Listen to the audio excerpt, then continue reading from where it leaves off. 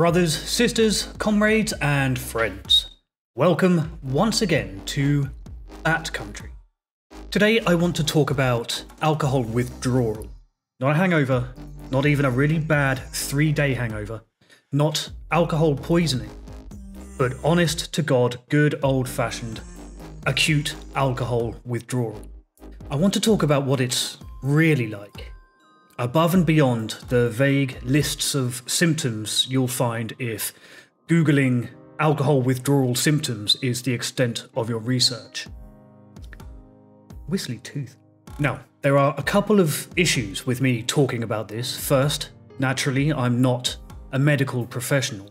I'm just a person with experience, and I don't understand where the lines are between detox and withdrawal, or alcohol withdrawal syndrome and acute alcohol withdrawal syndrome, delirium tremens, and a number of other related maladies. I don't know exactly where the definitions fall for each of those. They kind of seem to be considered part of a network, a complex of interrelated alcohol withdrawal symptoms. The second issue is that I can't even find very clear, specific information, and where that information does exist, it tends to be too specialized and too technical for my tiny, dumb brain to comprehend. I am no expert. I am, though, pretty sure that whatever those definitions are, and however they are categorized, I have experienced them all, up to and including alcoholic hallucinosis, that is, hallucinations as a result of alcohol withdrawal. In fact, there are only two common symptoms that I have not experienced. One of them is seizures, and the other is death. Yes, indeed, for the uninitiated out there, having an alcohol abuse problem can kill you, but stopping an alcohol abuse problem can also kill you. So, good luck, I guess. Alcohol withdrawal syndrome is really serious, really fucking serious. It's not just really fucking serious, it's also really fucking difficult and really, really fucking terrifying. I wouldn't wish alcohol withdrawal syndrome on the worst person in the world, and that makes it all the stranger that I've done it to myself multiple times now. It's the worst. And what's even stranger than that is that I know how bad it is. And I know that every time it happens, it is worse and it takes less alcohol for it to happen. I'll talk about the hallucinations and the delusions and stuff in a separate video to follow this one, because that is by far and away the most terrifying part of the process and also the most fascinating. So I'll share my experiences of that in detail a little later. I should also mention a potential caveat to this information. My own experience of withdrawal might well be compounded by an existing or pre-existing head injury, which might make my symptoms manifest more intensely. But it's hard to say, and I've never had any solid, concrete answer about that. This much, though, is true. Alcohol hallucinations as part of withdrawal, they come with a kind of fear, a kind of terror. It's almost impossible to describe. The whole withdrawal process is terrible, but in particular, the hallucinations have a distinct and unique kind of fear. The hallucinations don't actually cause fear. Fear is part of the hallucination. It's a little bit like the fear that you experience in a nightmare, just abject panic and paralyzing terror, except it's not a nightmare. You're awake, and therefore unable to wake up from it. You're trapped. In fact, for a lot of people, there is no escape from that, except back into the bottle. So when you go somewhere to like WebMD or some other mainstream website looking for information and symptoms about alcohol withdrawal, the information all seems so detached and impersonal. And the list of symptoms often looks something like this. It will often include hand tremors, sweating, quick pulse, nausea, vomiting, headaches, loss of appetite, depression, anxiety, and insomnia. Those are just the basic symptoms, the most common to withdrawal. Not the most extreme, nor the most mild, those just are the most common. But reading them in a list like that doesn't do any justice at all to what it's like to actually experience them. So in this video, I'm going to take each of those symptoms, those common symptoms that most people experience when they go through withdrawal, and I'm going to describe what it's actually like. Now, this is going to be quite honest and possibly dark in places. No sugarcoating this. This is going to be hard for us both to get through, so let's get started. Now first, hand tremors. Reading the phrase hand tremors in that list of symptoms, it makes it seem kind of innocuous, like just a little bit shaky. But depending on how much you've been drinking and for how long, and how many times you've been through withdrawal in the past, it's a little bit more intense than simple tremors. Let me give you an example. Before I got sober about 4 or 5 years ago, I was in the process of being deported from Azerbaijan. It's a long story, we don't have time to go into that right now, but here's what's relevant. To get to that point where I was leaving Baku in Azerbaijan to come home to London, I had been drinking quite extensively for about a month or so. I had no idea that alcohol withdrawal was even a thing, but to be allowed on that flight home, I had to be sober, which meant that I'd had to suddenly dry out for a couple of days before I arrived at the airport. And I remember being at the airport in Baku, accompanied by several senior members of the British Embassy to escort me to the plane to make sure that I got on safely. And while I was being processed by the airport security, my hands were trembling so badly from alcohol withdrawal that I almost missed my flight because it took me so long just to sign my own name on the paperwork. Sometimes during withdrawal, you might find it hard to hold a fork steadily enough to feed yourself. In some severe cases, those tremors extend far beyond your hands to your entire body, and that makes it really difficult to do very simple things such as walk down a flight of stairs. In that kind of withdrawal, when those tremors are relatively extreme, they're not tremors anymore. They're debilitating. It's like your whole body is resisting its own movements. You can barely leave the bed. Next on the list, sweating.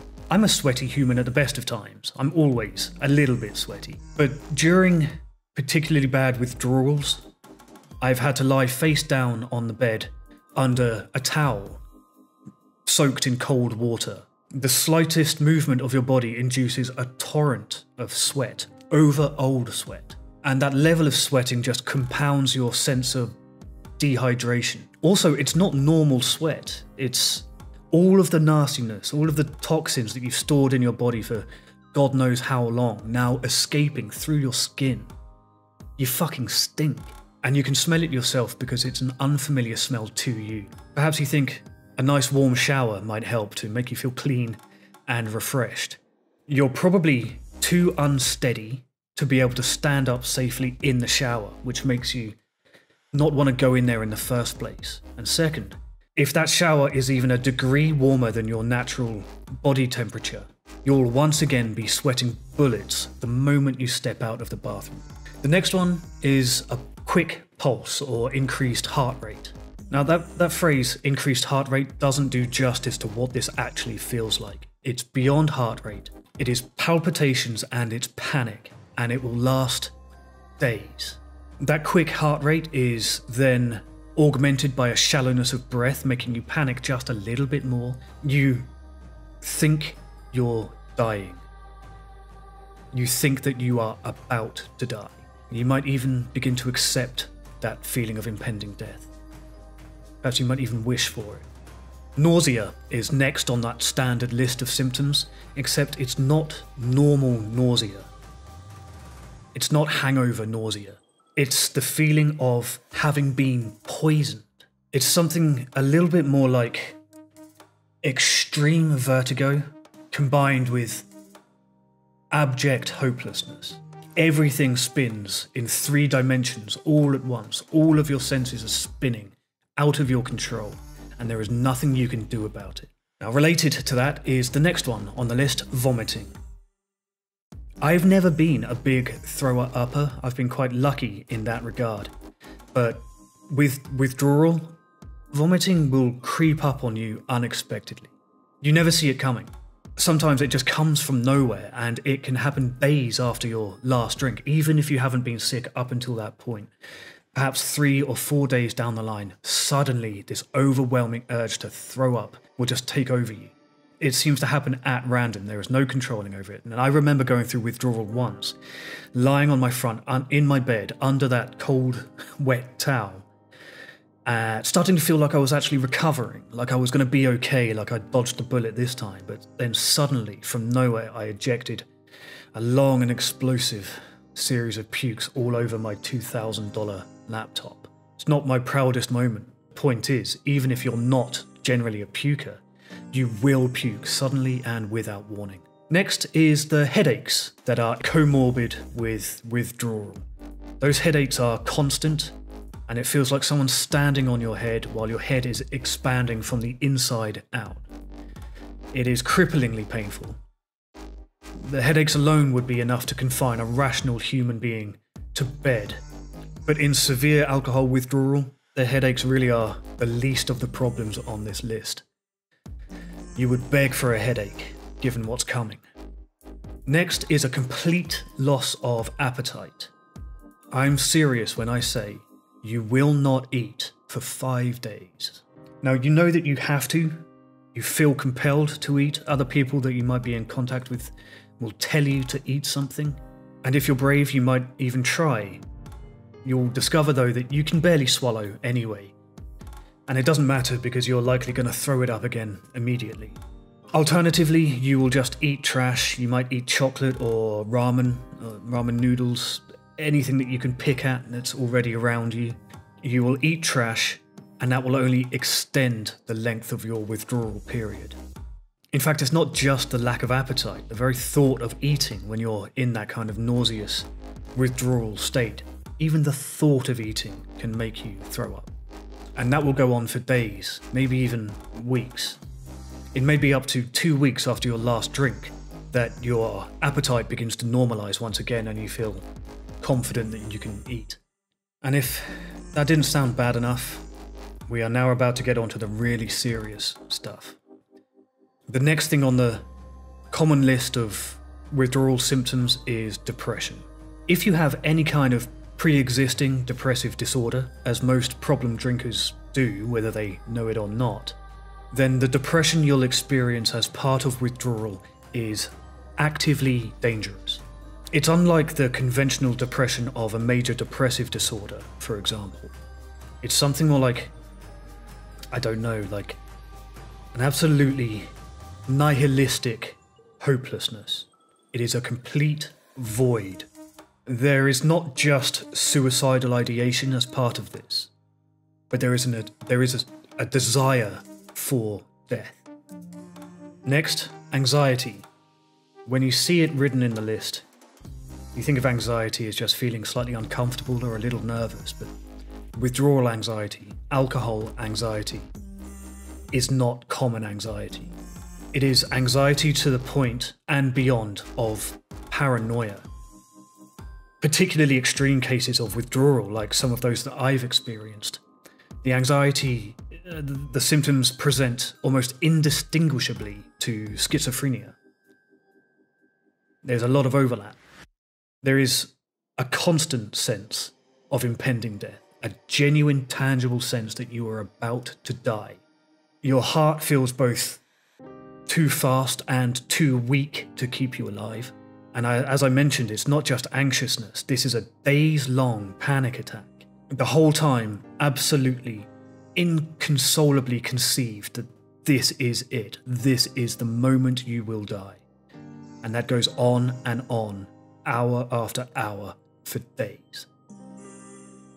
It's very traumatic. It takes a long time to recover just from that. And what's worse is you feel like everybody around you knows. You feel like everybody can tell. You go into a shop, you go outside at any point, and you feel like everybody's looking at you and everybody knows. They're all talking about you, and the things that they're saying to each other, well, they're not charitable about you. You just have a sense that conversations are being had all around you about you, and none of them are good. There is no reprieve. There is no rest from it. And that's because of the last most common symptom, insomnia. The first time that I had a major withdrawal period before I got sober, I didn't sleep for 5 days. And when I say you don't sleep, I mean you are awake. You are a fucking awake. There is no rest, no snatches of sleep here and there, no naps, no sudden drifting off, nothing. You are awake the whole time, and you are left alone in the darkness to deal with all of those symptoms. No break, no sleep. You are in it, and you are conscious of it the whole time. It is torture. Just you, 4 o'clock in the morning. The only thing to keep you company is the certainty, the absolute unshakable certainty that you are about to die. It's not a good way to live. Oh, and I'll throw in another one just for colour. One that doesn't appear on most of the symptoms lists that I've read online. No one seems to talk about this one very much. That is constipation. The moment you quit drinking after a long period of heavy drinking is also the moment your butthole forgets how to poop. For what it's worth, the relief that you feel after that long a period of feeling painfully uncomfortable when the dam finally breaks and you're able to go again, that relief is profound, but it's hardly worth it.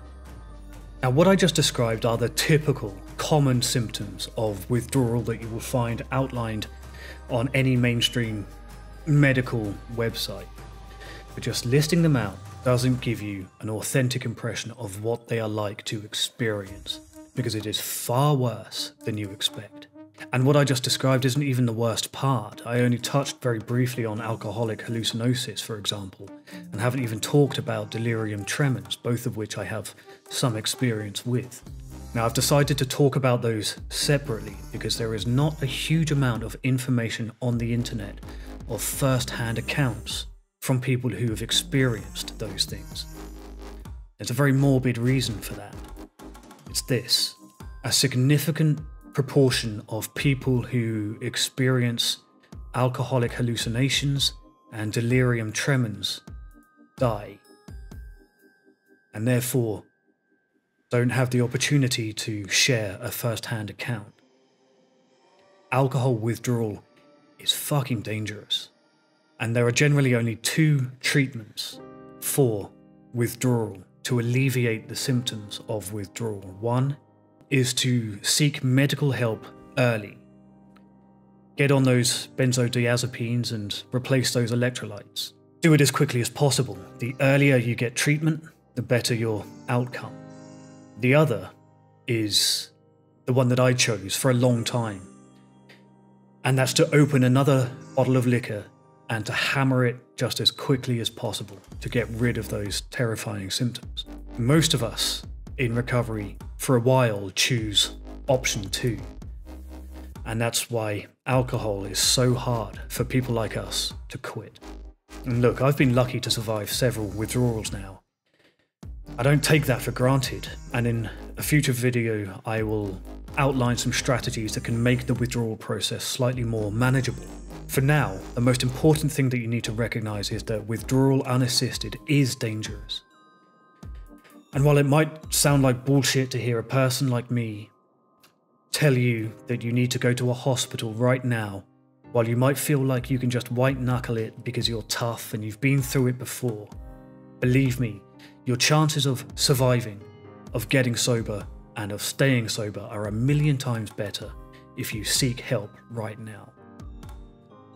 You're gonna need it. Okay, well that was fucking heavy, wasn't it? I'm sorry about that, but no one else seems to be talking about these really, really intense and personal issues that I can find, so I figured I would share my experience. Join me again next time, where I'm going to be talking a little bit more in depth about alcoholic hallucinosis and my experience with it. So, until then, keep on quitting.